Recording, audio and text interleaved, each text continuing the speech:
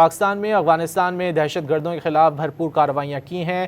افغان طالبان کی جانب سے ہونے والی دہشت گردی کے جواب میں پاکستان نے افغانستان کے مختلف مقامات پر دہشت گردوں کے 60 ٹھکانوں کو کامیابی سے نشانہ بنایا۔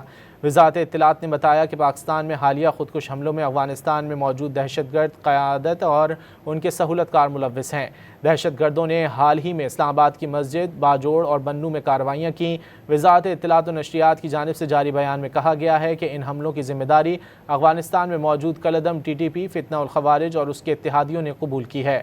پاکستان کے پاس اس بات کے ٹھوس شواہد موجود ہیں کہ یہ دہشت گرد کارروائیاں افغانستان میں موجود قیادت کی ہدایات پر کی گئیں۔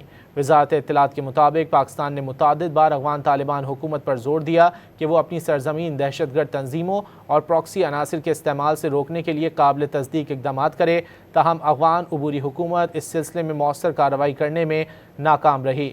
بیان میں مزید کہا گیا ہے کہ پاکستان نے اپنے شہریوں کی حفاظت کو یقینی بنانے کے لیے جوابی کارروائی کی۔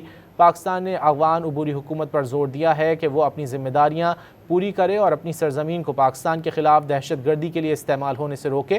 بیان میں عالمی برادری سے بھی مطالبہ کیا گیا ہے کہ وہ افغان طالبان حکومت پر زور دے کہ وہ دوحہ معاہدے کے تحت اپنی ذمہ داریوں پر عمل کرے تاکہ خطے اور دنیا میں امن و سلامتی یقینی بنائی جا سکے۔